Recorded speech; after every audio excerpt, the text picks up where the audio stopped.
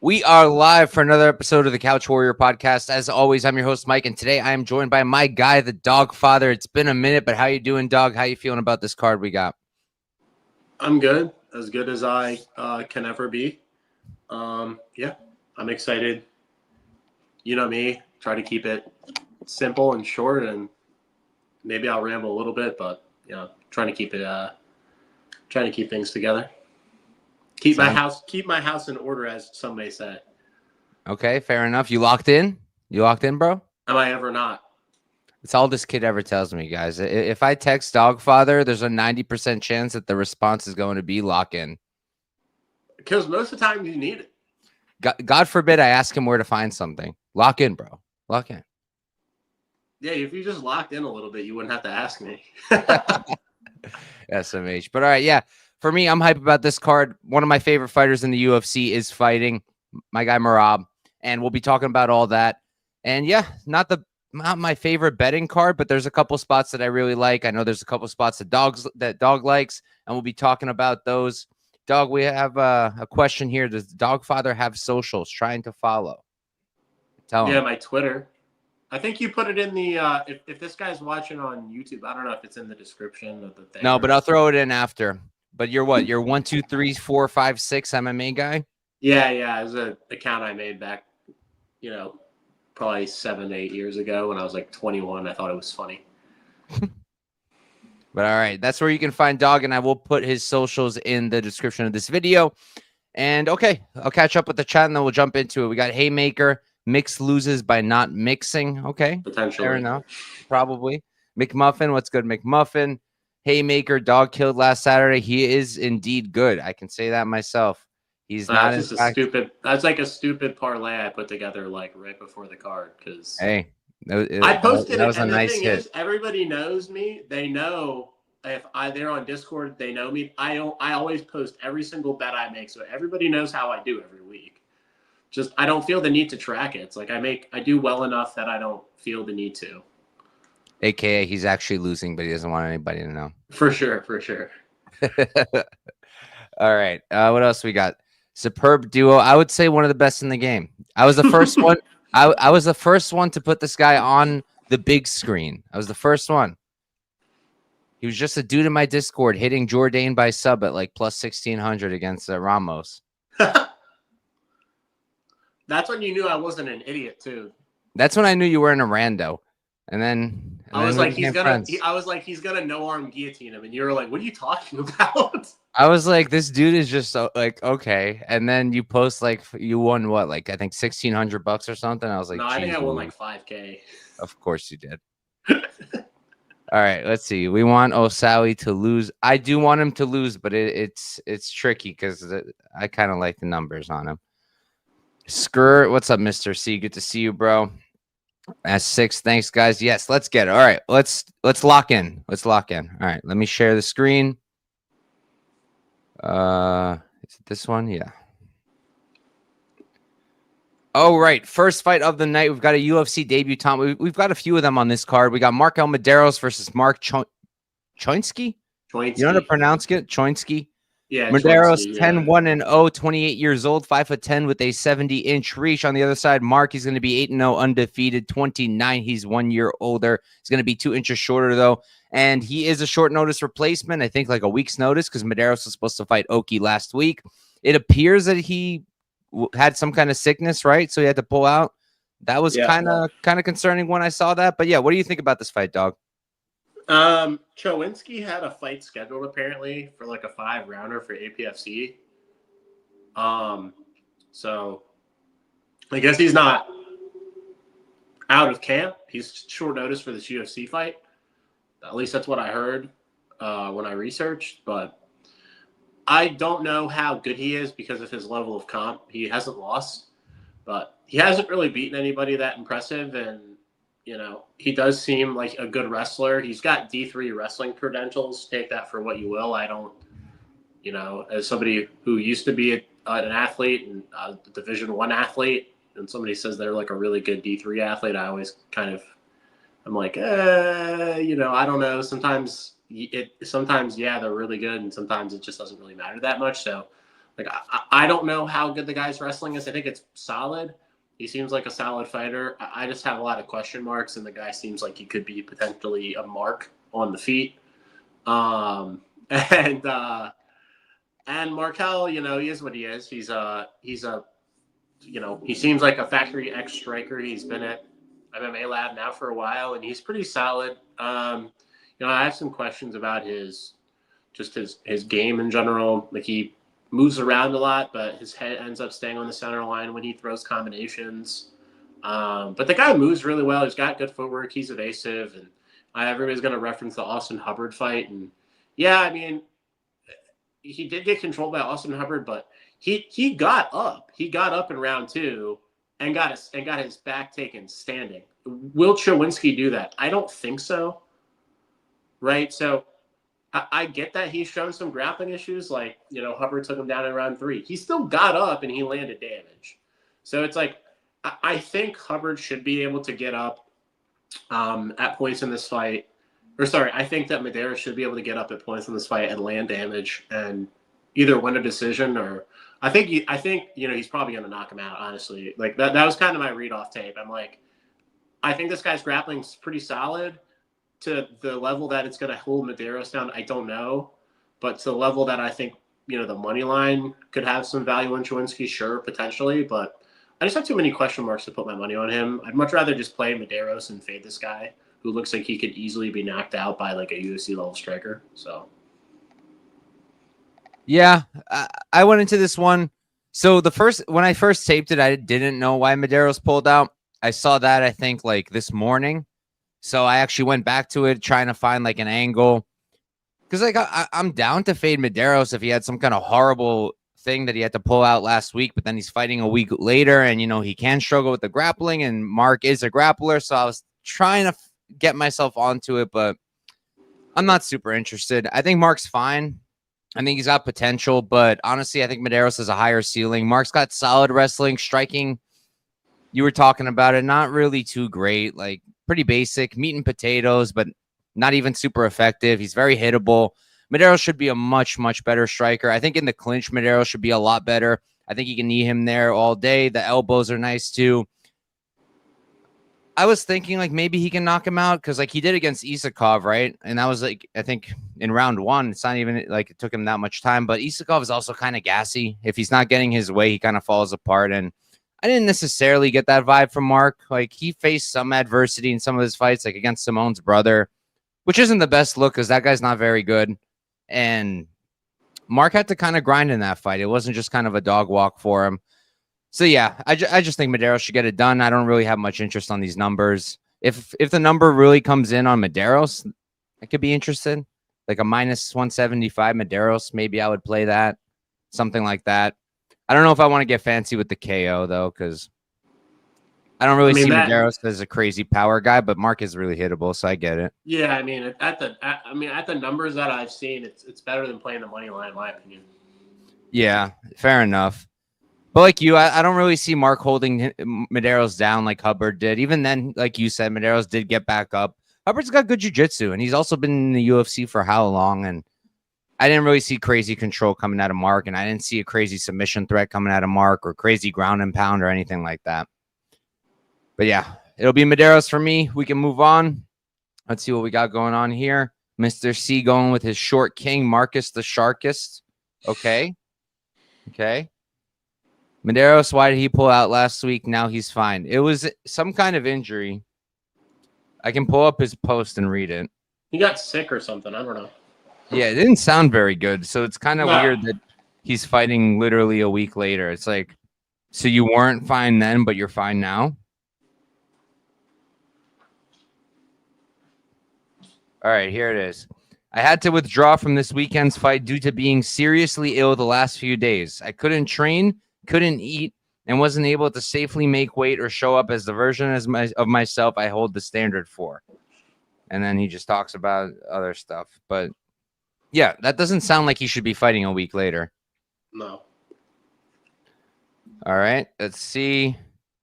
Daz, what's up, Daz? He's saying dog or pass. What's up, JB? Good to see you, bro. Pepe, Couch Warrior. Who is this guy on the show? He's crazy sharp. I don't know. I found him while I was walking my dog, but he's pretty cool. What's good, Jeff? Good to see you, brother. All right, let's move on. Not much else to talk about in this fight. I'm going Mederos decision. I'll lean towards. All right. Next up, we got Quillan Salkilld versus Yanal Ashmouz. Salkilld 8-1-0, 25 years old, 6 feet tall with a 75-inch reach. Ashmouz 8-1-0 as well. He's going to be 5 years older, though. He's going to be 3 inches shorter, and he's going to have a, oh boy, I have to do a lot of math here. What is that? 7-inch reach disadvantage? Yeah. I'll start off here. I like Salkilld to win. I don't think there's a ton of value left on the line. He's what, like minus 500? I think he was parlayable when he was like, I think he was minus 275 for a little bit or minus 295. I think that was fine. To me, Ashmouz is kind of a nothing burger. I think he's good enough to beat the lower level comp and maybe some middle of the road guys. I don't think he's ever going to be a top contender. I'm not convinced he'll ever be ranked. His striking is fine. It's serviceable. It's enough to set up his wrestling when that's his game plan. His wrestling is also pretty good. It's not bad. Control's not the best, doesn't do a ton with it, but he's a decent wrestler. He's a decent striker. He's relatively well-rounded, seems relatively durable. Cardio seems pretty good, but I just don't think he's all that amazing. And Salkilld, I have tried to fade him twice now with Gage Young. I thought that was a decent attempt, but the Anshul Jubilee one, not so much. We don't know. One of the biggest what ifs in MMA, if that ref didn't call it early. Jubilee was just getting started, bro. Just getting started. But that said, I do think Salkilld is the goods. Is he going to be champ? I don't know, but I do think he'll eventually be at least top 15. I think he's got all the tools for it. He's got a great build. He's a solid striker that's getting better. He's a good grappler. He mixes it up really well. The combinations are nice. The cardio is clearly very good. He seems very durable. I really like the guy. And I think he should be able to outstrike Yanal Ashmouz here at range. I think he should be able to grapple him if he wants to. I think that he should be able to beat him up in the clinch. I don't think Ashmouz is really going to take him down personally. I think his takedown defense is good. And for me, it was always very hard to take down taller guys. This is a guy about Ashmouz's height. So I think it's not going to be super easy for him. And yeah, I like Salkilld to win, but I don't really see how you bet it. Maybe like a decision prop. I don't think he finishes Ashmouz, and I think I saw like minus 125. So I don't hate that, but not really crazy about it. How about you, dog? Yeah, I pretty much agree with everything you say. So I don't really have much to add, or I don't feel the need to add much. You know, I think he hit on everything that needs to be hit on. Dog said that I'm sharp. There you go. You guys heard it. You guys saw it in 4K. All right, let's see what's in here. Pass fight passed. Fair enough. All right. Next up, we've got Jusang Yu versus Jeka Saragih. Yu, he's going to be 8-0 undefeated, 31 years old, 5'9". We don't have his reach. Jeka 14-4-0, 30 years old, 1 year younger. He's going to be 1 inch shorter, and he's got a 69-inch reach. Dog, are we running back the round 1 KO or not? I'm not. But I do like the fight to finish. However, you know, I haven't gotten I'd much rather just play like an under 2.5 than like instead of the doesn't go. Like the doesn't goes like, you know, minus 200. Man, if I can find an under 2.5 at like minus 150, I feel like I'll be okay. So either or is probably fine. Like Jeka just doesn't even have the cardio to go 15 minutes, honestly. And like this Korean guy's like pretty well put together as a fighter. Like he's a good striker, seems like a decent grappler, has some power. You know, record wise, you know, he doesn't have a ton of finishes, but you can tell he has finishing ability. And you know, Jeka's a 0 on the ground. He hits really hard though, and you know, he has a 0 ground game. And he doesn't have cardio. His cardio is really bad. The guy gasses out in like 7.5 minutes because he's all explosion for like 7 minutes, and then it pretty much falls off the tracks. So I think the fight's going to finish at like a pretty damn high clip. And, I'd much rather just play. I can't play this use ITD because, it's minus 130, but like, since so much of Jeka's win equity is inside the distance, it just feels kind of greedy and silly to just not play like an under or doesn't go and eat the chalk.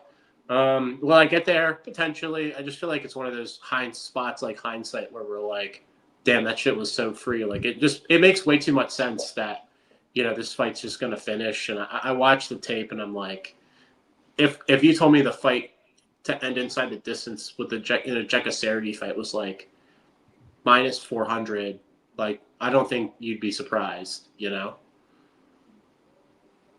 I just kind of expect him to fall apart down the stretch, like at a really, really high clip.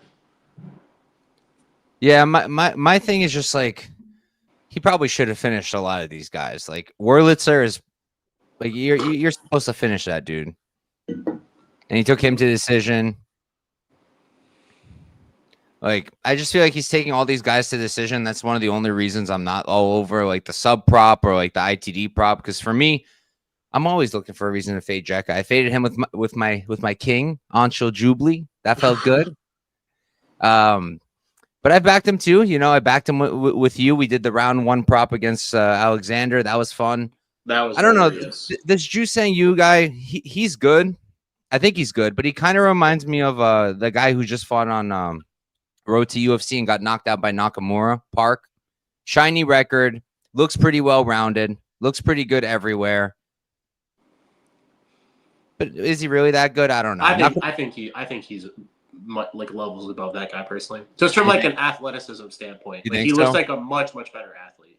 It's hard for me to tell because of the level of comp, but he does look really well-rounded. I mean, his ceiling looks much higher than Jeka's. He is 31, so it's not like he's a young buck, but he should be able to easily grapple Jeka if he wants to. If he chooses to strike with him, like I think he's the cleaner striker, but Jeka's knocked out cleaner strikers before. That dude's got a lot of power. He's explosive. I don't really like anything about his technique or anything like that. Like he works in these flurries where he just runs forward, but he's got power. He's got the bonk touch. He's got good kicks. I don't know. Jeka round 1 at like plus 1,600. I don't think that's a terrible look. I'm more so targeting you sub props if I'm going to do anything. I saw sub at like plus 270 on Bet Rivers. I feel like that's not good enough because I've seen him just hang out in the back for literally 15 minutes. But maybe like a sub 2-3, that could be something. The problem is I can also see him subbing Jeka in the first round. But let's see what we got going on in the chat before we move on. I also am on you. I'll go you sub round 2. How about that? Just like Jubli did. All right.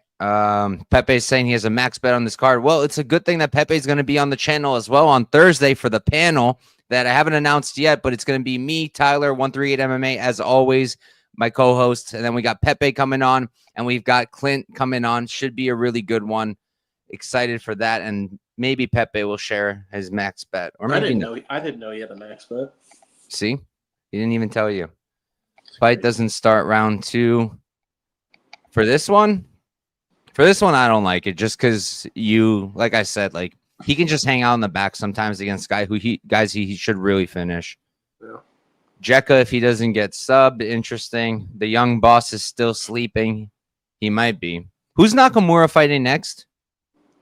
Do you remember? He's also good, right? I have no idea. I'm actually super excited. Sulong Rainbow or whatever?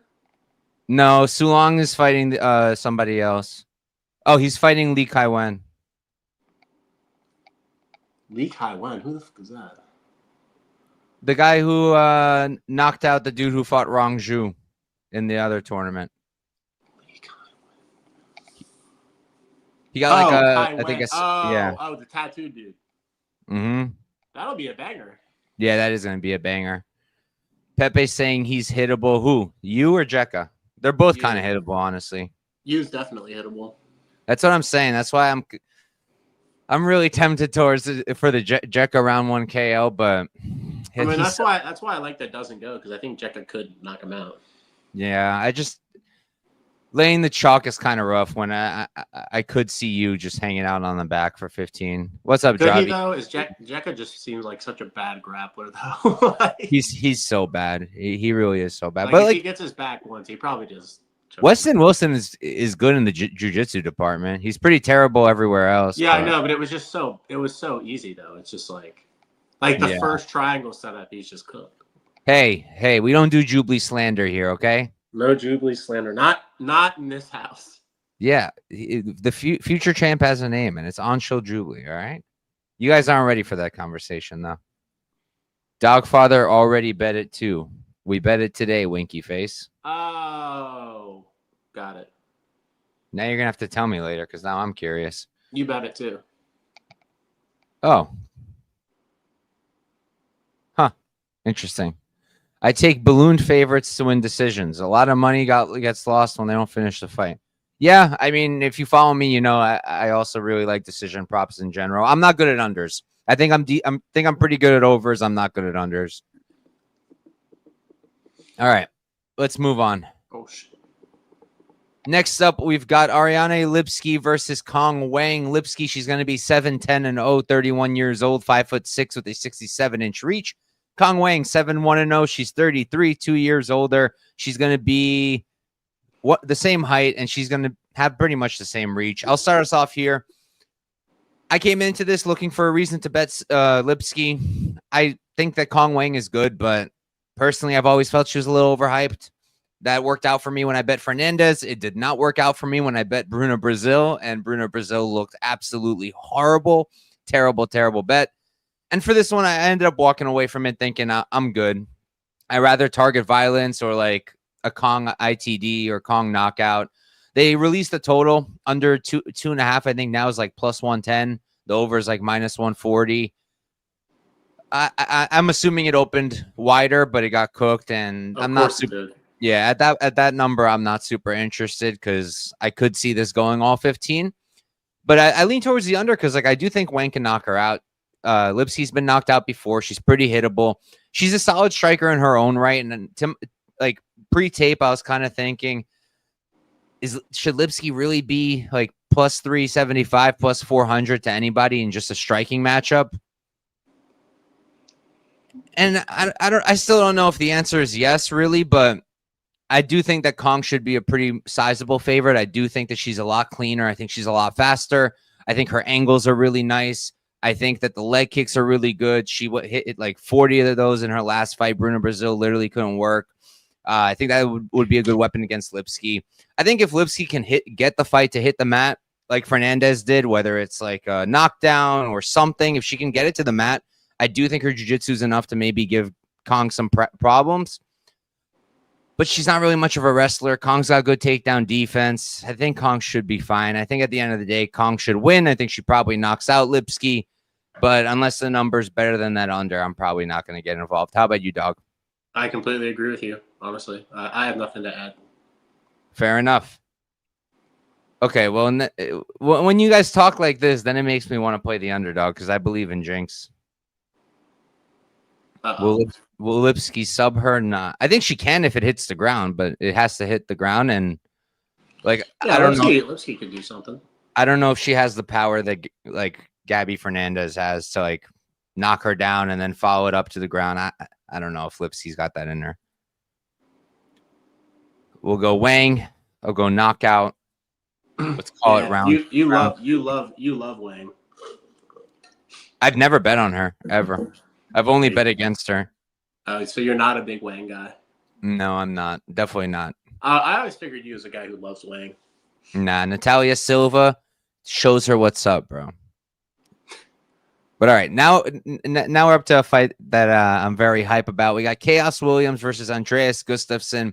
Williams, 15-4-0. He's 31 years old, 6 feet tall at the 77-inch reach. On the other side, Gus, he's 11-2-0, 34. He's 3 years older. He's going to be the same height, but he's going to be at a 3-inch reach disadvantage. Dog, start us off. What are you thinking? I mean, I like Big Gus here, honestly. I just think they're like relatively evenly matched. I mean, I guess outside of Khaos being a better striker,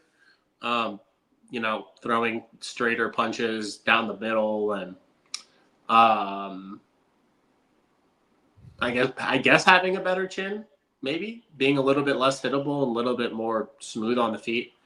Like I give Gus probably the cardio upside, and and the grappling upside. So, in a close fight where I'm giving the underdog grappling and cardio upside, I kind of think the fight should be relatively close. If Gus doesn't get knocked out within the first 8 minutes, because I just think if it's a high enough paced fight and, either guy's getting his game going, I think they could look decent sized favorite. So I like Gus in the matchup. I'm surprised he's this big of an underdog. I particularly think Khaos is a good, in terms of skill wise, he's not a very good fighter, like in terms of MMA skills, but in terms of being a fighter and having hardware and physicality, I think he's exceptional from that aspect. But I just end up watching tape and thinking these guys aren't too far apart in levels, to be honest. So I think Gus is a side big time. And we both bet, at least, I don't know. Well, sorry, you're paid. I bet the Gustafsson decision prop. It's like plus 750 to 850 on Rivers. I don't know. Unibet has it too. I'm sure FanDuel will release something similar, but it's like 750, 850. Like, I think the GTD is like really, really like mispriced. It's like plus 200 GTD for what seems like two really durable guys. Plus 200 GTD. So the Gus decision price is completely jacked up in my opinion. And I think the money line's a little wide too. So I took some Gus decision at the crazy price, and I'm gonna see what this money line gets to and potentially enter on Gus, because I can cap Khaos a small favorite, but that's about it. Well, I hadn't decided on my free bet of the week yet, but Dogfather just pulled up and decided for me. And honestly, this is a good one. I'm happy with that one. Yes, I did bet Gus. And we're both on it too, so it'll be like, There you go. I bet Gus as well on the money line. I bet Gus by decision. And it's weird because it's like I bet Trevin Giles against Gus in that booking, and now I'm on him. But Trevin Giles was the underdog, and Trevin Giles is a guy who I consider when he pulls up and actually fights, he's a guy who's very good at range management, works off that jab well. And I don't feel that way about Khaos Williams. Like, I'd probably pick Khaos in a fight against Giles, but again, matchups make fights. For me, I thought that Giles could keep the range, get off of the fence from Gus, and I don't really rate Gus too much at range, but Khaos isn't clean out range either. He's not throwing clean 1-2s down the pipe. He's not jabbing and following up. He's also working in flurries, similar to Gus. And I would say, honestly, their striking's pretty similar. Like, I don't think Gustafsson's that great of a striker. That's one of my concerns. I don't like the defense. I think he gets hit a lot. In that fight that everybody goes crazy about against Lampinen, like, he was getting hit, and that wasn't the best look in the world. But Khaos is also constantly getting hit, and he really isn't much cleaner of a striker. He's probably going to be the hardest hitter Gus has fought because he does hit really hard, and I am a little concerned because Gus has, like, very, very little defense. His defense is holding you in the clinch so you can't hit him.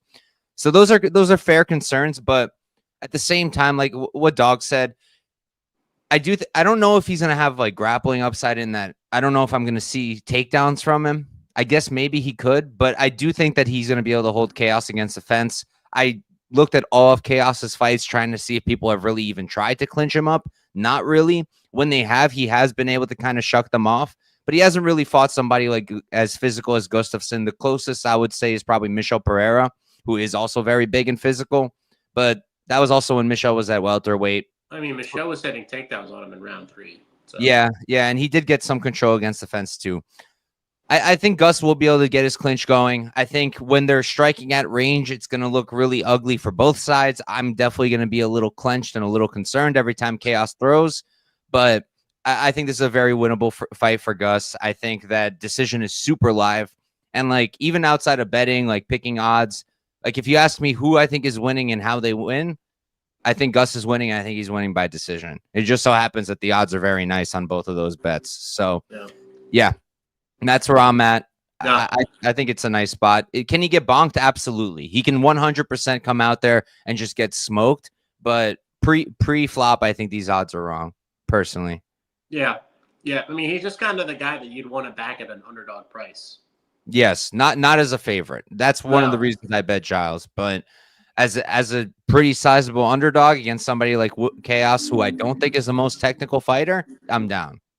Yep, same.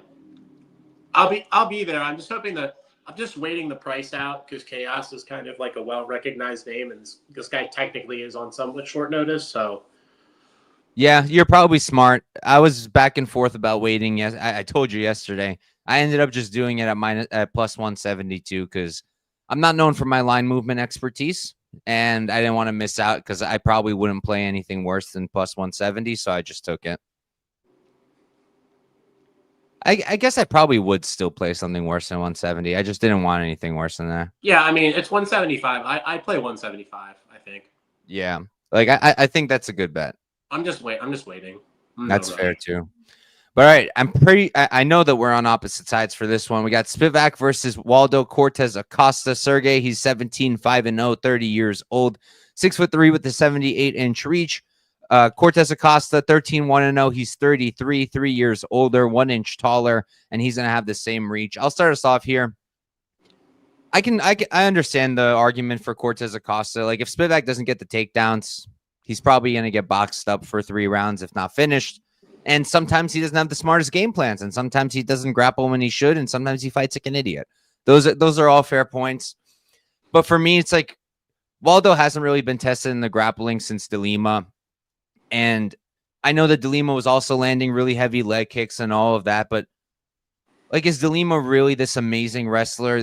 He's not even a real heavyweight. He's a blown up heavyweight. When he fought Romanov, he literally got forearm choked in the UFC. Like, you don't see forearm choke. So Romanov's a goat, though, dude. Stop hating. He is the GOAT, but like, come on, like he forearm choked him. So am I gonna put a ton of stock into that? I don't know. Like DeLima's good, he's solid, but to me that wasn't the best look. And if Spivac is on in this fight, I do think the grappling should be relatively easy. I know some people are pointing towards like the Ciryl Gane fight, like, but come on, can we be real here? Ciryl Gane is so much cleaner at range than like Waldo needs boxing range. Ciryl was able to teep. Like Spivac couldn't even get close. So I don't find that relevant at all. And what's the other loss on here? Almeida. Like I also don't find that relevant at all. And, you know, even when they are on the feet, like, do I want Spivac to stand with him for 15 minutes? Absolutely not. But am I going to be super like concerned when they're boxing? Not really. Like Waldo has some power. I think people underrate his power at times. He does have some power, but I also see Spivac as somebody relatively durable. And I don't think he's a terrible boxer either. I think he's a serviceable boxer. He's not somebody I would want to stand over 15 minutes, but I think his striking is good enough to set up takedowns. And on the ground, I think he's pretty slick. I think the jiu-jitsu is pretty nice too. And I think he could sub Waldo. I think he can grind him out for 15. Cardio might be a concern once we hit round 3, but I don't see Waldo as a huge pace pusher. So I get the argument for him, and I'm looking forward to you explaining it. But for me, it's Spivac. How about you? I mean, I don't have anything on the fight. I just think it's a dog or pass. I just think it's a dog or pass fight because of the cardio and the chin dynamic. Like if Spivac is tired at all, you know, later in this fight, I kind of trust Waldo to be the guy winning more of the minutes and throwing down. Where if it's, you know, late round 2 and Spivac is tired and gets stuffed one time, like I kind of feel like Waldo's just going to go in on him, and he's got the better chin, he's got the better hardware, he's got the better cardio, and in like a striker versus, I guess, you know, he's a boxer, he's not really a striker, but boxer versus, you know, grappler fight at like minus 150. If the cardio parity was even, like if there was no cardio parity to me and hardware parity, I would be totally fine with lining Spivac a bigger favorite than this price. But with the cardio dynamic and the hardware dynamic, where I feel like, you know, Cortes-Acosta has like really good chin. Like I've seen this guy get his leg kicked like 45 times by like a 265-pound man who destroys people's legs. And Waldo's just like doing the salsa dance in front of him, screaming at him. I'm like, this guy is insane. So I just feel like if it comes down to like a fight, Like, it's probably pretty close in my opinion. So I kind of lead the dog here just because of the cardio dynamic and the hardware dynamic. But, Spivac's going to land takedowns pretty easily. The issue is he going to control him? Maybe he can do that little, hook ride along the cage that he does. He's pretty good at and kind of wear Costa down. But I don't really think he's that guy. I don't really think Acosta's that guy to kind of wilt to that. Like, Spivac's the kind of guy who just got to like break you under his weight. And I haven't really seen anything from Acosta like that on tape to make me feel like he's going to do that. So I kind of think the fight's going to extend and Acosta can have some sex. Hopefully not in the middle of the pay-per-view. Costa can have sex on him in the latter half of the fight. So, yeah, that's kind of how I see it. I just think it ends up being a close fight, like most iterations more than not. Baseball versus vampirism. Which one's a better base for MMA? Well, his baseball stats in the Dominican League or wherever he played weren't very impressive, to be honest. They weren't? No, they were bad. I don't know anything about that stuff. Tim. Yeah. All right. Well, I think that at this line, both arguments make sense. What is it? -136 Spivac. Yeah. Like, to me, that makes some sense. I think it could be a little wider, but I get the arguments either way. We can move on, though. I'm not betting 116, Yeah. I for some reason, I thought you already had a bet. No. But all right, moving on. We've got Azamat Murzakanov versus Brendson Ribeiro. Murzakanov, 14-0, undefeated, 36 years old, 5'10" with a 71.5-inch reach. Ribeiro, 17-7-0, 28. He's 8 years younger, 5 inches taller, and he's going to have a 10-inch reach advantage. Sheesh. All right, dog, start us off. Hear me out. We're going to do it. No. We're going to do it. There's no way we can't not do this. We got to do it. The guy's coming off a PED suspension, another layoff, pneumonia. There's an 8-year age disparity, size disparity. We got to do it. That's like the voice in the back of my head when I originally saw the line. I actually taped the fight pretty in depth, and I think Brendson's not that bad, honestly. I really don't. It's just I don't think he's that great either. But it's still 205. This division is a mess. From fringe top 15 to whatever. It's Ian Kutalaba and Modestas Bukauskas is guys competing for a ranking in this division. Jacoby and Kutalaba are going to draws. It's at the lower half of the fringe ranked side of this division. It's very volatile. These guys trade wins and losses a ton. And at the end of the day, I know Brendson's probably not that guy, but he's got some skills. He's got okay jiu-jitsu. He's got power. The big issue really is the fragility on his side and the boxing. His boxing defense is poor, especially in tight.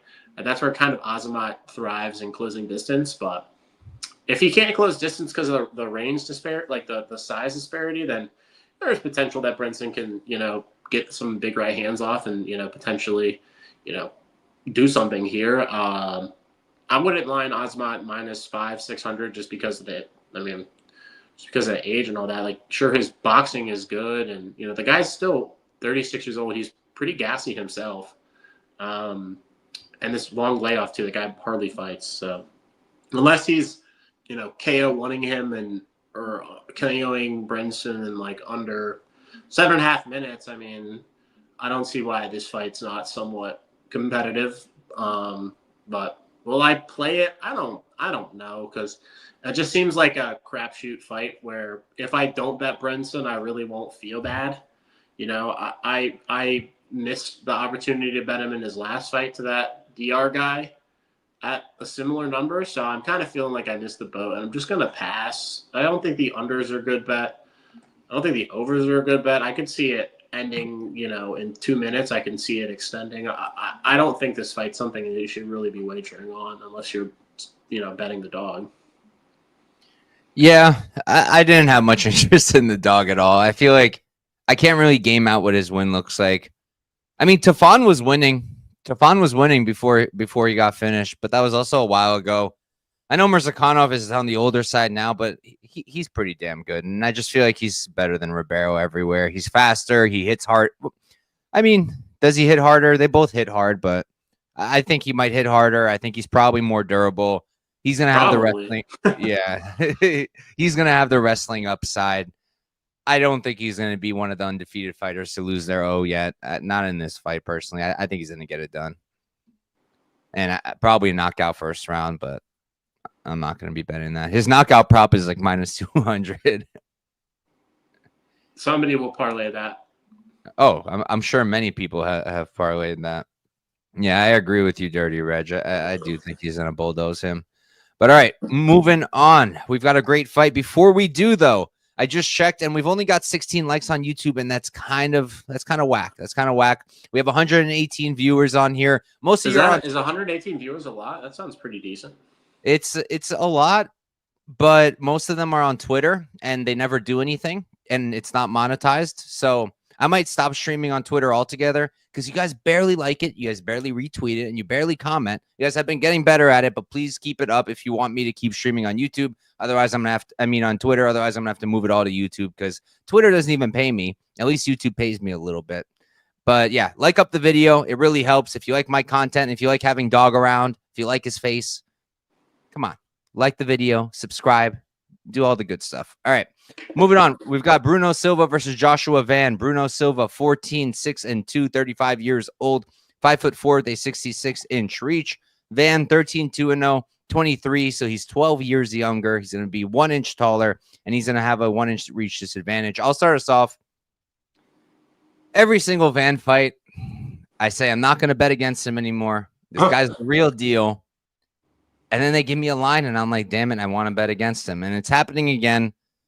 I feel like this line can't possibly be right. Like, I feel like minus 700 against Bruno Silva just can't be right. He's not a guy who just needs takedowns, and if he doesn't get them, he can't compete. Like, he's a solid striker in his own right. He's got power. I think he's got a lot of power, a surprising amount for a guy of his stature. And he's got elite jiu-jitsu. He's a really good grappler. Just people don't really talk about it because most of his recent wins have all been knockouts. But he's a really good grappler. He's slick. Against Tagir, he was able to land his own takedowns. He was able to reverse Tagir, scramble. That was like in 2020. So it was a while ago. But like the guy really can grapple. And I know that Van's takedown defense has gotten really, really good. Like he does all the right things. He reacts really quickly. He's good to get back up. His scrambling is really good. Like it's really impressive. But again, most of these guys are primarily grapplers who aren't really setting it up with the hands. But at the same time, like I just saw Bruno Silva get outboxed by Cody Durden before he knocked him out. And like Van is really good. I feel like the most likely scenario is Van just backs him up, does his thing, maybe gives up the first round, which is part of the problem, right? He's minus 700, but he gives up the first round almost every time. But what if he gives up the first round here? Second round, like, is he really going to pull away that much to make sure he covers the minus 700 price tag? Like, is he going to outpace Silva and just knock him out in the third, like an attritional knockout? I don't really think so. So, like, I think Van wins, but I'm really tempted towards a Bruno Silva bet. I wouldn't be shocked if he hurt Van. I think Bruno Silva sub is very live at like plus 1,600. I think that line is kind of nuts. Like, would I be super shocked if he took down Van and subbed him? No. I think a club and sub could also be live like he did against Tyson Nam. I think that's entirely in the cards. Like, Van doesn't have the best chin. We know that. And we know Van doesn't have great defense either. He's definitely hittable. He's right there. So, yeah, for me, it's like I'm very hesitant because Van is 12 years younger. He's real hot right now. He looks like the goods. But minus 700 to me is kind of nuts, and I feel like Bruno Silva's got a few paths here. What do you think, dog?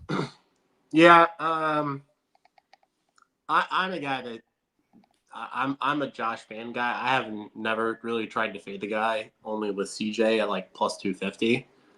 And I guess that was pretty fortunate in hindsight too, right? Like I thought Van was up 2-0 and he got like it. Granted, it was 1-1, but I personally scored the fight. Van was up 2-0. Like he was minus 2,000 on the live line. Charles killed him in round 3. That's good. But like hindsight, like probably not too crazy, like not too far off of a line. And to be honest, like Van probably 75% of the time wins that fight, in my opinion. So I'm not too chuffed on fading him again, personally. Like, I get that Bruno, you explained the fight perfectly. Bruno has some advantages that aren't being capped, but he's still old. He's like 35. I'm like, I don't think it's fair to talk about, the issues with Van and like totally just gloss over this guy was making Cody Durden look like a Golden Gloves championship boxer. I said he got outboxed by Durden. No, it wasn't. He didn't get outboxed. He was getting his shit pushed in by Cody Durden. And like I get that like Durden's a really good fighter, but like if he's gonna beat Josh Van, that shouldn't be happening. Period for me. And so I can't bet him, especially with the age parity too. And Josh, a lot of these comparisons that people are gonna make this week, like Josh was on like really short camps for a lot of his fights. He's looked porous in, and I think the guy should get his credit as being one of the best prospects in the division and potentially a future champion here at 125. And I think probably the best prospect. Yeah, I think the line indicates that. So I'm not, and I don't disagree. So I think Van's gonna roll here. I understand why people want to play Bruno, but I think Van's gonna roll here. Personally, and I don't want to fade the guy. He's, I've been on his side a lot in his UFC career, and I'm not changing my tone on the guy. Yeah, I mean, I'm not changing my tone either. I just feel like the line is I think it's pretty damn wide. It's wide. It's wide, but that doesn't mean I want to bet it. Yeah, I'm probably gonna wait because I haven't heard a ton of Bruno Silva interest. I've seen people play his knockout prop, but I haven't seen anybody really playing his money line. I've heard a lot of people that like Bruno, and it's hard not to at the line, But like, from my perspective, I don't want to. I'm not really interested in fading Josh. Yeah, I'm probably just gonna wait and see if Van gets down to like minus 1,000 and I get 700 on Silva. Oh God, that's a pretty easy quarter unit play, and we're not far, bro. Van's at minus 700. We're not super far off. I mean, if they brawl, yeah. I mean, it'll probably look like a great bet. I mean, Van always brawls. Yeah, that's his game, and with him always dropping round one, like that's also an issue. Mm-hmm. Now I'm hyped to see him in 5-rounders though. He's gonna be a menace. Yeah, I mean he won his last fight in round one, and I thought he arguably could have won the Durden fight, round one in the Durden fight too. So he might be improving that part of his game. Yeah, you would hope. How old is it, dude? Like 23? Yeah, it's so crazy. He has so much potential. Yeah, I think he's probably a future champ. I don't really know how you could be 23 and already be that level and not end up champion. I just don't know how. He's a little undersized for division, and durability. Yeah, he's a little undersized, but he looked undersized at Chirez, who's like an absolute giant. So yeah. All right, we can move on. We're up to the main card now. We've got Vicente Luque versus Kevin Holland. Luque, 23, 10-1, 33 years old, 5'11" with a 76-inch reach. Holland, 27, 13-0, 32. He's 1 year younger. He's going to be 4 inches taller, and he's going to have a 5-inch reach advantage. Start us off, dog. Who are you on? I bet Holland at like -1. I got some -166, but FanDuel, they don't really let you bet that much, and I have most of my stake at 180 and 190. I kind of wish I took a little bit more at the price, but I have plenty. I kind of think the current line is accurate though. Like I kind of lined Holland like 70 to 75%, just because like at 170, and this is my big thing, it's at 170. Holland doesn't really have this big like physicality discrepancy that we see in 185, and a lot of his performances at 70, he doesn't have that same mental. I don't know what's the word. He doesn't have as many mental lapses at 170. He seems a little bit more focused. He's got to cut weight. He knows he's, going in these fights to potentially, win. He's on a pay-per-view main card. And, I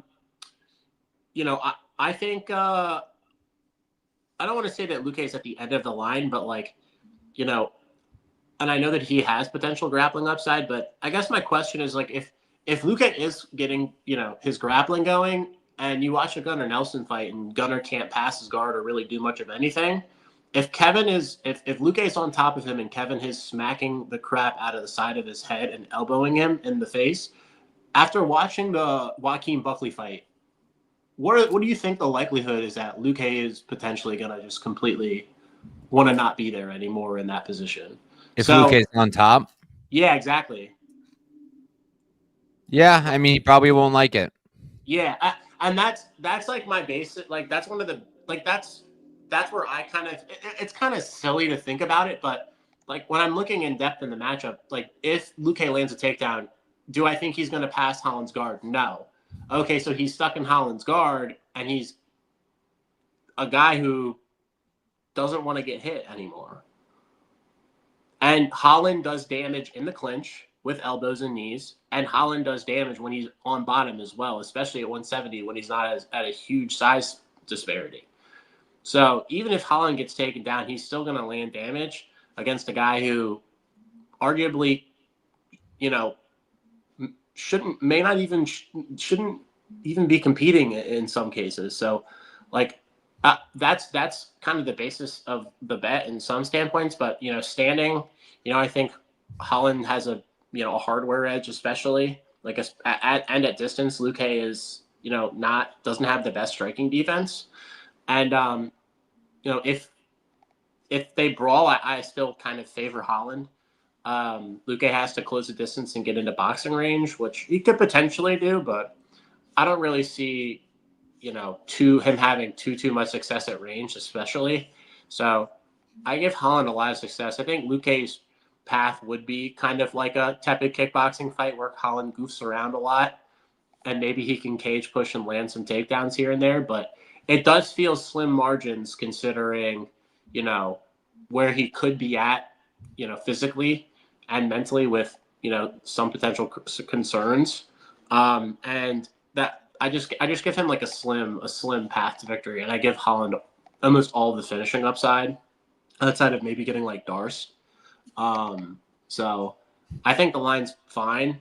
I don't disagree with it. I cap it about where it's at right now. And, Luque is an awesome fighter and he's got a lot of skills. He arguably is more skilled than Kevin Holland, but at this stage in their careers, it's Holland or Pastory, and I think the line is fine now.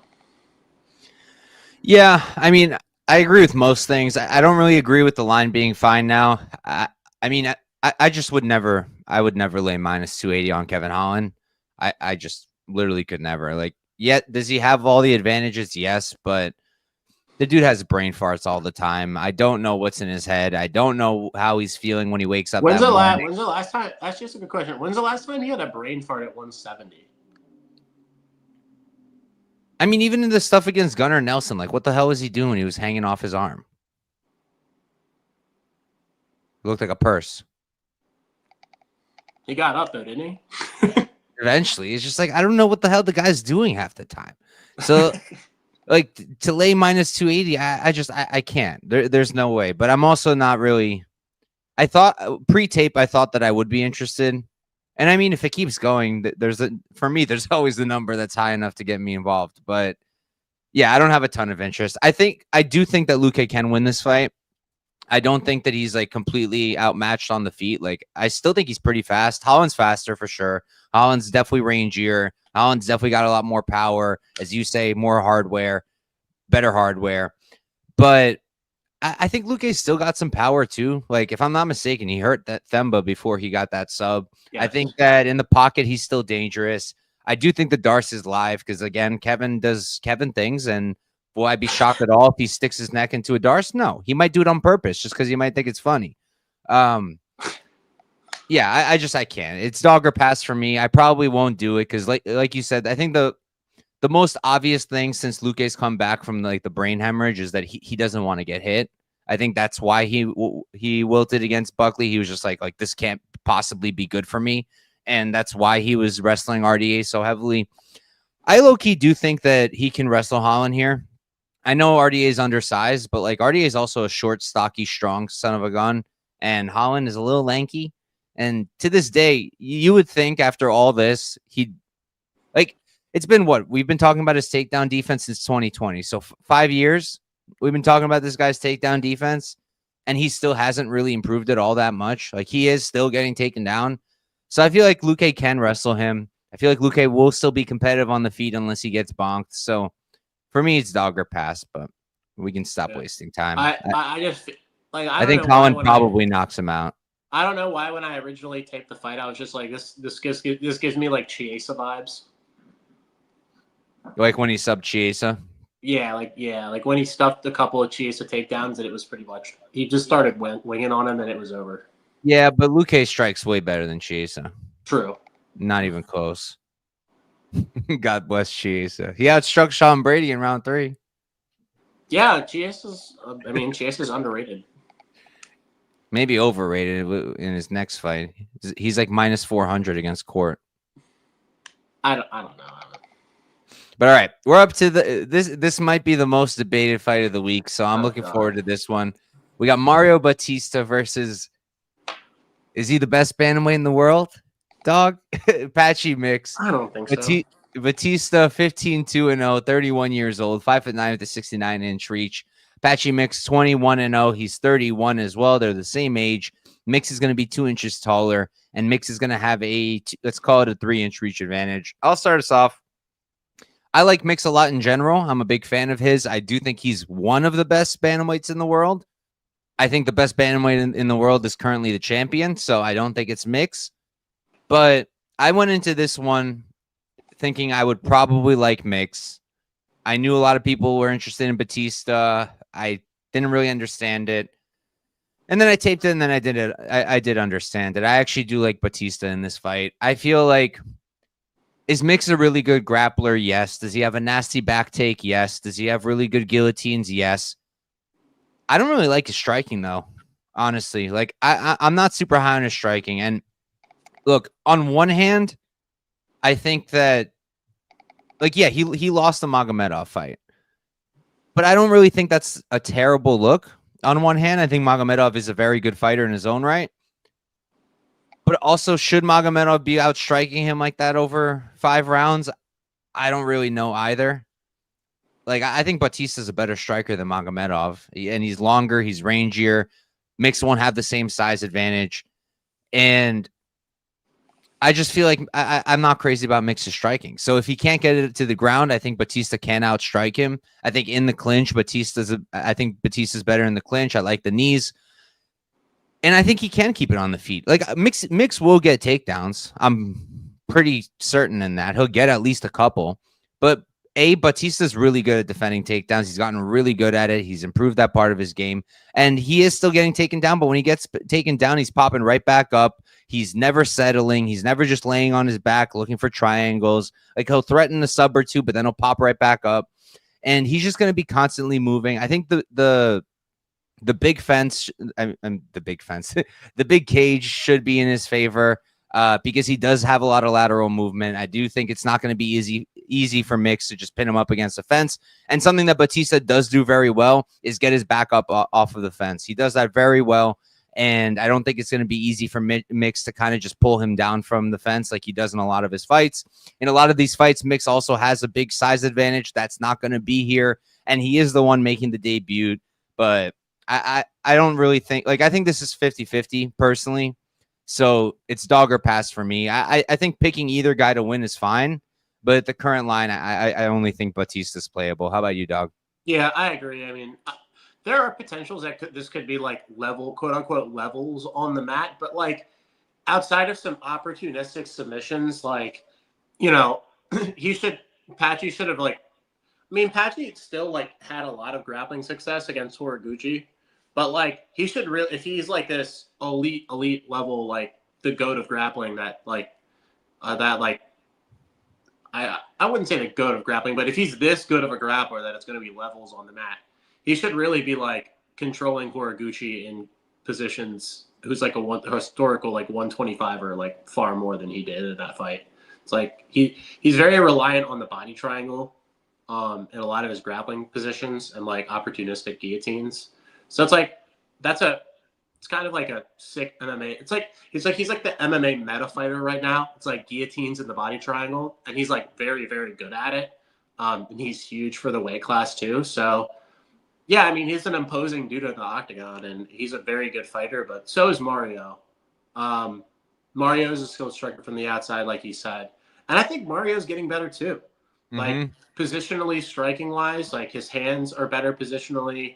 He, feints level changes better than he used to. He just seems like he's a more put together fighter than the guy who fought Corey Sandhagen 4 or 5 years ago, and even the guy who fought Ricky Simão. Like I think he's a better fighter now. Looks better in that Eldo fight than he did then. The guy's still young too, and they're both fighting really high level competition. And like if there is like a levels gap on the mat, that's fine. But I think there's a levels gap in terms of the athleticism standing and the cardio on the Bautista side. So, I lean this, like you said, being a close fight. And if Mario gets his game going, he could grind Patchy a little bit. And if, Patchy gets his game going, he probably looks like a big favorite and he submits him. And that's fine. I'll live with that. I think it's a close fight, though. Yeah, I'm with you there. We can move on though. That's like you know me. It's like I don't really like debating. Like I'm way past that stage of like debating people about fights and like going back this and forth. Like at the end of the day, like I really don't care what anybody has to say. Like we can have like a discussion and talk about things, and it could be like very like level headed. But like, dude, I don't really care to debate about a fight. It's like. Me and you will go back and forth, but it's like I don't need to have like a spirited discussion unless we're like trolling each other about it. Yeah, I only like going back and forth with you when you're not cranky. When you're cranky, I keep my distance. So I'm always cranky though, because I'm like I don't know care. you're I'm cranky literally all like the time. I don't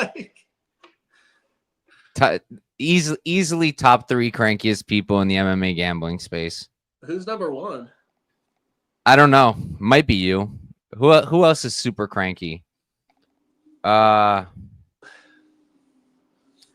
don't know. I don't want to make enemies, so I'll just say Dog is the crankiest one. I'm potentially the crankiest. But all right, moving on.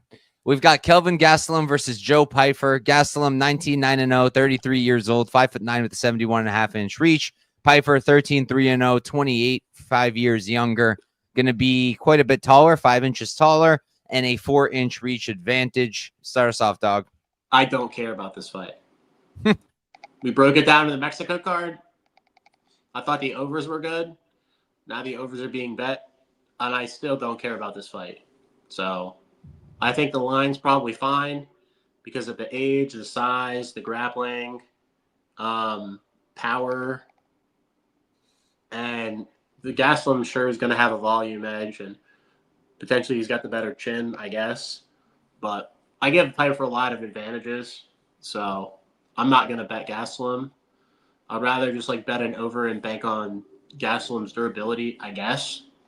But like even then it's like what how old is Pyfer? Is he like just turned 30? He's 28.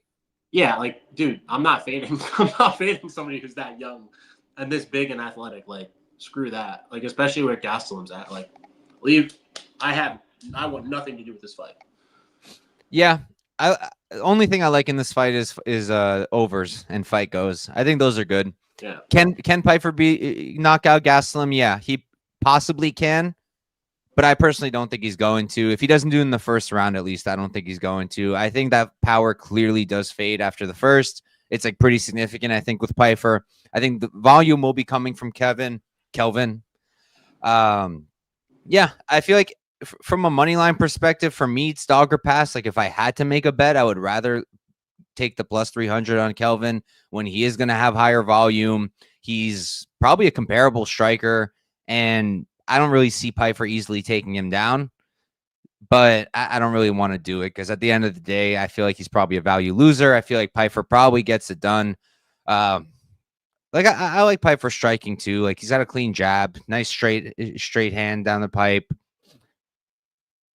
But I'm really not seeing this grappling edge that everybody's talking about. Like people are saying, oh, Sean Brady was able to do it. I don't think Pyfer and Sean Brady are the same. I know they train together. I don't think they're the same in the grappling. I don't think Pyfer's as good of a wrestler. I don't think he's as heavy on top. I think he's he's good in the jiu-jitsu department. I just don't think he's going to sub Kelvin. I think there's probably a lot of cage pushing, maybe some takedown attempts from both sides. Pfeiffer looks like he's hitting real hard in the first, but then starts to fade a little bit. And I think we go over at a pretty high clip. So if I'm going to target the fight, it's going to be at totals. Let's see what we got going on in the chat. I see Pepe high. I'm high on Pfeiffer here. Pfeiffer ITD. All right, fair enough. Gastelum. I get it. But for me, it's overs or pass. I guess I'll go Pfeiffer decision. All right, co-main event of the evening. We got Julianna Pena versus Kayla Harrison. Pena, 11-5-0, 35 years old, 5'6" with a 69-inch reach. Harrison, 18-1-0. She's 34. She's going to be 1 year younger, going to be 2 inches taller, and she's going to have a 3-inch reach disadvantage. So I'll start us off. I went into this one thinking maybe I'd play Pena. Line's kind of crazy. I think that Harrison is very, very clearly struggling to make 135. I am a little bit concerned about how she's going to look in 4 and 5.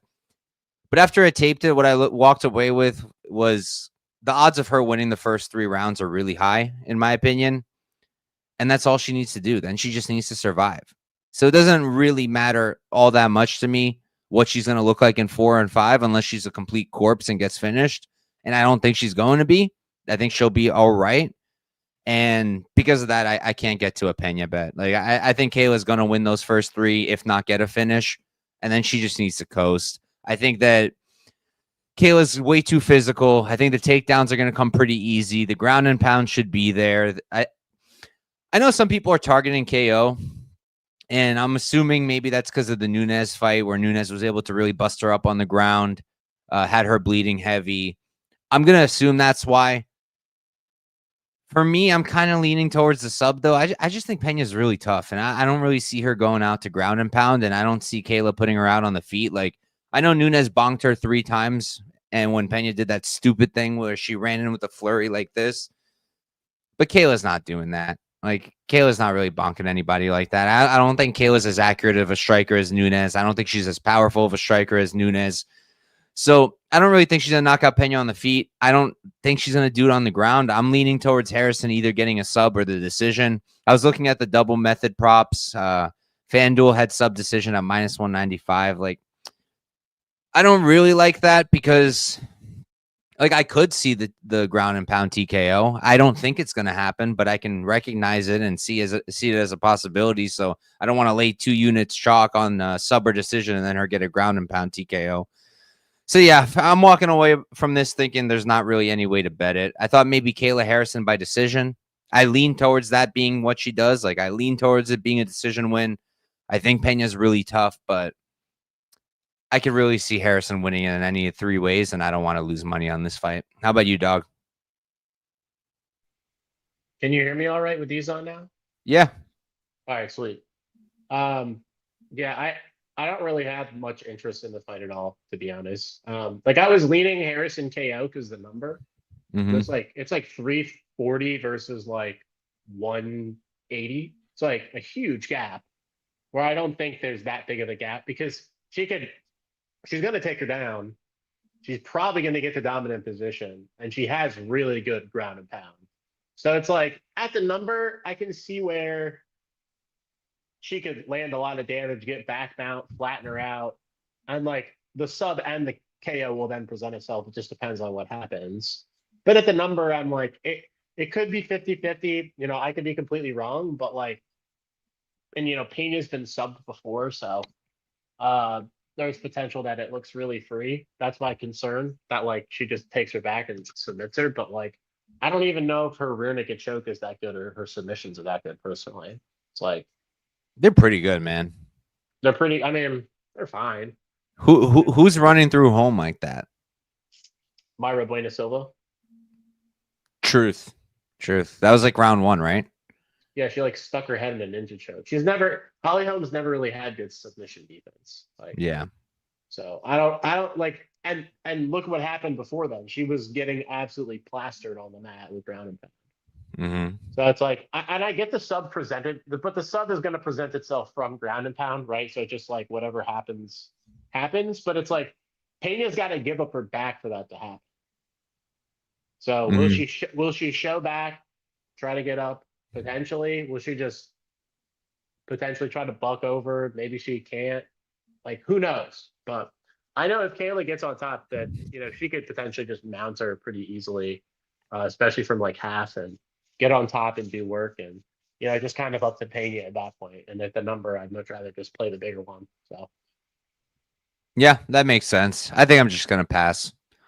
I thought about Harrison decision for like my lotto parlays, but even that, I'm not really feeling it. It's one of those spots where the big favorite can really win anyway she wants, and I don't want to mess around with it. I'll lean decision personally, but all right. Now we're up to the main event. I'm super hyped for this one. We got Merab Dvalishvili versus Sean O'Malley 2. Merab 19-4-0, 34 years old, 5'6" with a 68-inch reach. O'Malley 18-2-0. He's 30, so he's 4 years younger. He's going to be, 5 inches taller and have a 4-inch reach advantage. Dog, start us off. Yeah, I think the line is fine, actually. I'm with Merab here. I think he's going to win. Like, I think he wins, 3 out of 4 times. That's kind of how I felt after watching their tape. I think I give O'Malley probably 25% to win, by knockout or like a slim margins decision. But I don't really see O'Malley knocking him out, to be honest. I kind of just think we end up GTDing, and I'd pick Merab to win that 7 out of 10 times. I mean, 3 out of 4 times, 7 to 10 times about. So 70 to 75% feels fine to me. And I just think I give him so much grappling upside. I give him cardio upside. I give him a hardware upside too. Sean's been shown to be like fairly fragile in his career, whether being injured or getting his leg hurt or, just random stuff happening to him all the time. The guy's always got an excuse for something. It's like he beat Aljo and his back was broken. Like he lost to Merab and now he needed a hip replacement. The guy's like 80 years old. So it's like, I don't really care for the excuses. You know what I mean? Like the fact that you're making an excuse every single time, like now, like I don't really care for it. Like at the end of the day, I think Merab's going to land takedowns and he can get on top and do work. Yeah, that's how I feel about the fight. So I'm not going to fade Merab. Yeah. And he's a guy I didn't back him in the first fight, but after round 1 and he hit an easy takedown, I was like, Merab's like minus 150 after round 1 and just unloaded the clip. Like, so I was more than happy to do that. If it was minus 150, I'd be betting him here too. But like, I think the line's fine. I don't think there's anything crazy about it. Yeah.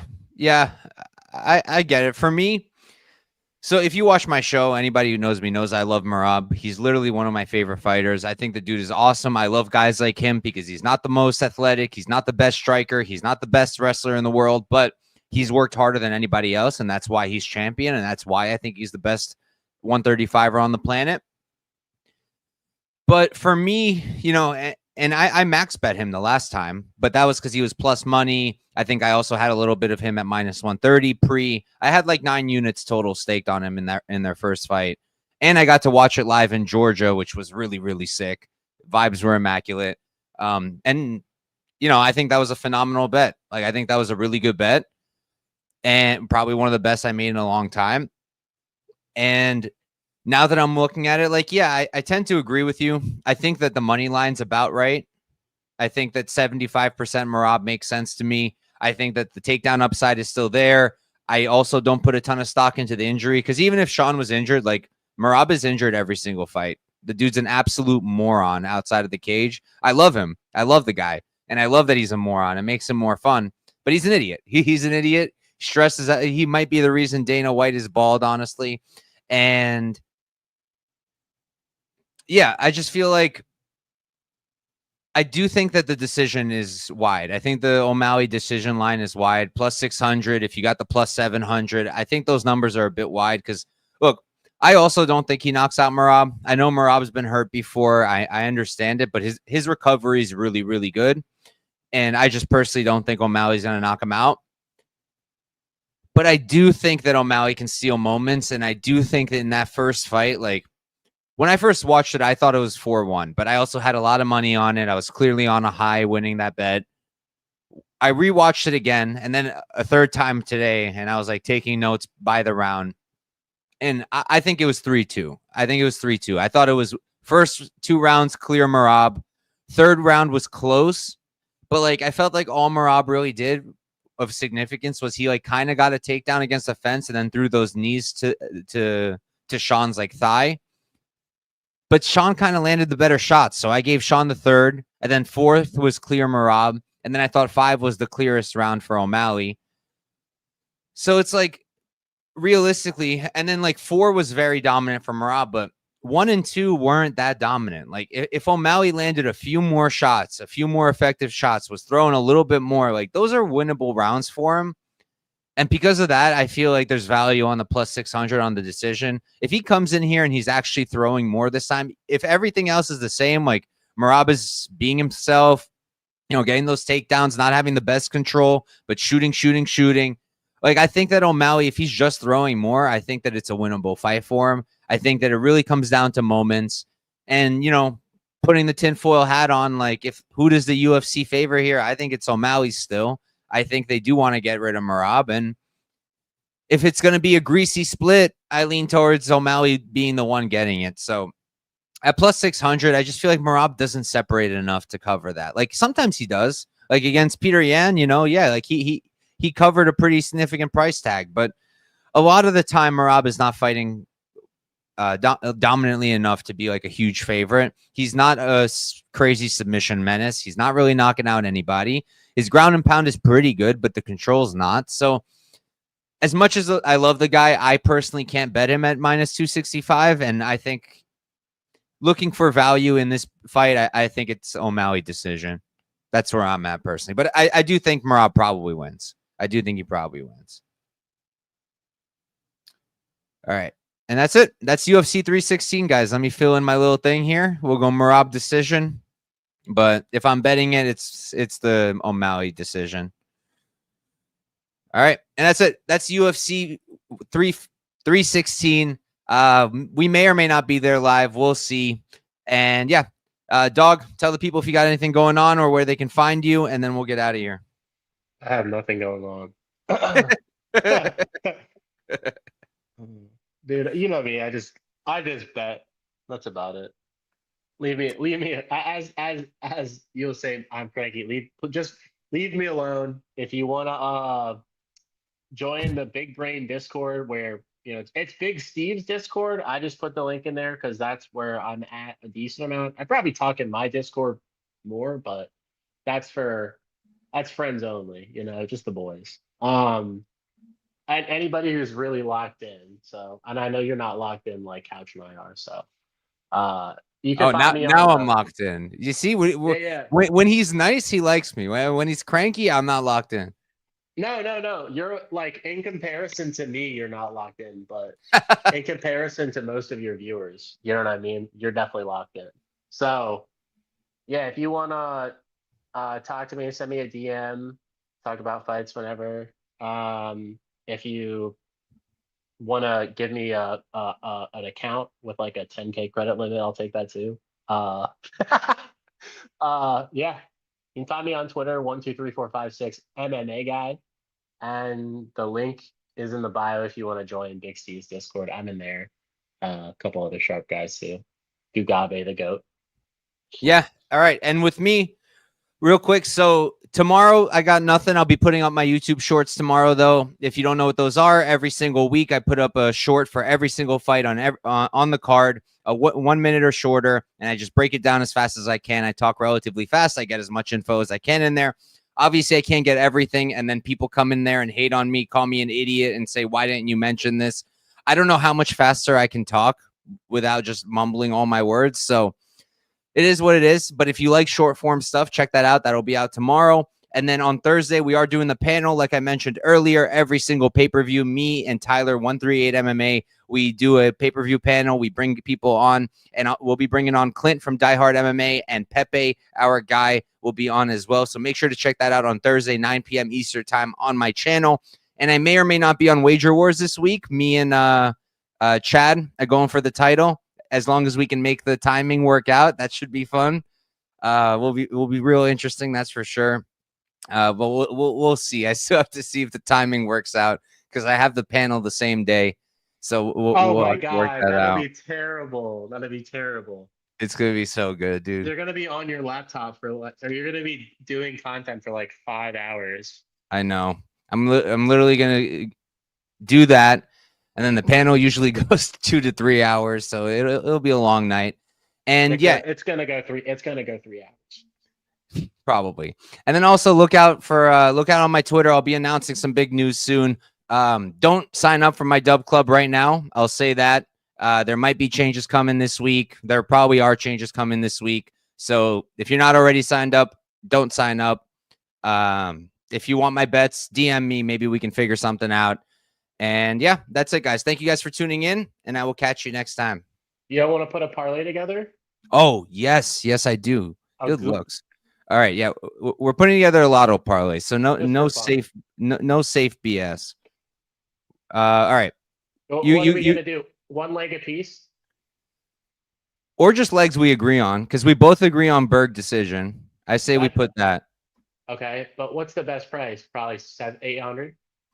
Right now, 7 on Bet Rivers, because I don't think FanDuel opened it yet. No. Okay, Berg decision. I like Mederos KO at like 360, but is that not lotto enough? That's enough for a lotto, I think. I'm not crazy about it though. You really think he's gonna knock him out? Pick out a different one then. What was the other one I like? I don't think he's gonna knock him out, but I don't like. How about Mario decision? That's where I'd honestly rather play Mederos KO. Okay, Mederos KO. It's like. Yeah, that's the one we agree on. I'll go Mederos KO, and then you can pick out something. You can go Mario decision if you want. Okay, Mario decision, Mederos KO, and then let's put in Gus decision. Oh, that's gonna be nice.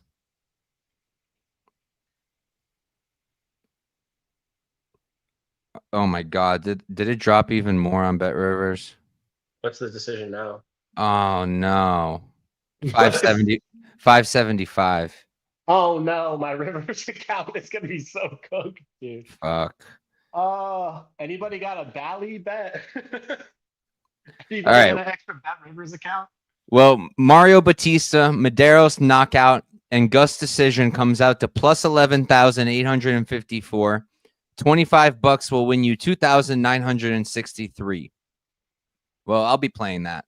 Yeah, I like that. Yeah, I'll be playing that. I like that actually. Gus decision and Mario decision are definitely staples of my lotto parlays this week. And Sean decision will probably be in some of them. I think that's a good one. You gotta find a finish one though too.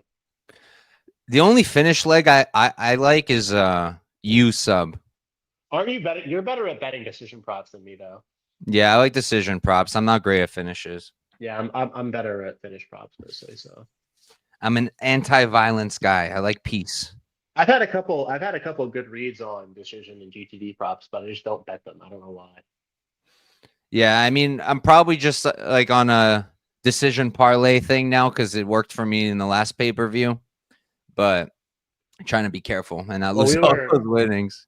We were all talking about the Dusko and Reese GTD, and just nobody bet it. Yeah, so it's stupid. Dude, I was kicking myself so hard for that one because we were all talking about it too. Like, there's no way this should be plus 500 or 490 or whatever it was. And I played Dusko round 3 decision, but I didn't play just fight goes. I know, bro. That's a classic you error, though. That's a classic you error. And I should have learned my lesson because I did the same damn thing with Stoltz Zabov. Yep. Same damn thing. It was like plus 300, wasn't it? Mm-hmm. Yeah. So lesson learned there. You get a Lesson little, learned there. yeah, and you had like a unit on Stultz for this decision. It's like if you just took GTD it, plus Would have been whatever. would have still been a big hit. Yeah. Yeah, well, you get all the EV. You know what I mean? You get all the EV and you win. Yeah.